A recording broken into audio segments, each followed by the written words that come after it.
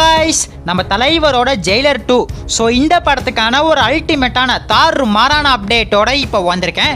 So அந்த update என்னன்னு சொல்லிட்டு பார்க்கறதுக்கு முன்னாடி நம்ம தமிழ் சினிமால இருந்து வர அப்டேட்ஸை அதிரடியாக நம்ம சேனலில் இறக்கிட்டு இருக்கோம். ஸோ சேனலை செக் பண்ணி பார்த்துட்டு புதுசாக சப்ஸ்கிரைப் பண்ணிருங்க. ஜெயிலர் 2 ரீசெண்டாக தான் படத்துக்கான ரிலீஸ் டேட்டை அஃபீஷியலாக தாறுமாறாக இறக்கியிருந்தாங்க.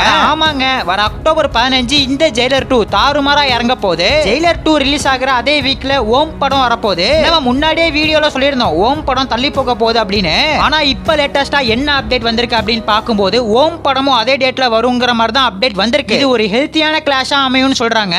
ஏற்கனவே தர்பார் பட்டாசுன்னு கிளாஷ் விட்டுருக்காங்க. ஸோ அதே மாதிரி இந்த ஓம் மூவியும் ஜெயிலர் 2வும் கிளாஷ் ஆக போகுது.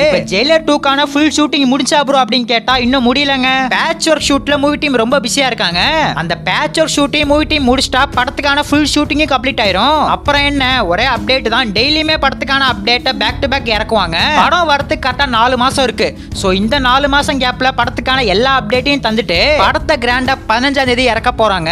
படத்துக்கான ஃபர்ஸ்ட் சிங்கிளை பொறுத்தவரையும் ஒரு அப்டேட் இப்ப வந்திருக்கு. இது அப்டேட்டா எடுத்துக்கலாமா இல்ல ரூமரா எடுத்துக்கலாமான்னு தெரியல. ஆனா ரொம்ப இன்ட்ரெஸ்டிங்கா இருக்கு. அது என்ன ரூமர் அப்படின்னு பார்க்கும்போது இந்த ஜெயிலர் 2ல ஃபிளாஷ்பேக் போர்ஷன் இருக்க போது அந்த ஃபிளாஷ்பேக்ல மோகன்லாலும் ரஜினிகாந்தும் டான்ஸ் ஆடி இருக்கிறதா அப்டேட் வந்திருக்கு. ஒரு சாங்க்கு 2 பேருமே ஆடி இருக்கிறதா அப்டேட் வந்திருக்கு. இந்த ஒரு சாங்க ஃபர்ஸ்ட் சிங்கிளா இறக்க போறாங்கங்கிற மாதிரி இப்ப ரூமர் வந்திருக்கு. ஆனா இது எந்த அளவுக்கு உண்மையான அப்டேட் அப்படிங்கிறது தெரியல. இந்த ஃபர்ஸ்ட் சிங்கிளை எப்ப இறக்க போறாங்க அப்படின்னு பார்க்கும்போது ஆகஸ்ட் மாசம் தாங்க. அடுத்த மாசம் எண்டுல படத்துக்கான ஃபர்ஸ்ட் சிங்கிளை கொண்டு வர போறதா இப்ப அப்டேட் வந்திருக்கு. இந்த ஜெயிலர் 2 கதை என்னது, படத்துக்கான கதைக்களம் எப்படி இருக்க போகுது அப்படின்னு பார்க்கும்போது ஜெயிலர் கிளைமேக்ஸ்ல வருமான தலைவர் போட்டு தள்ளிடுவாரு.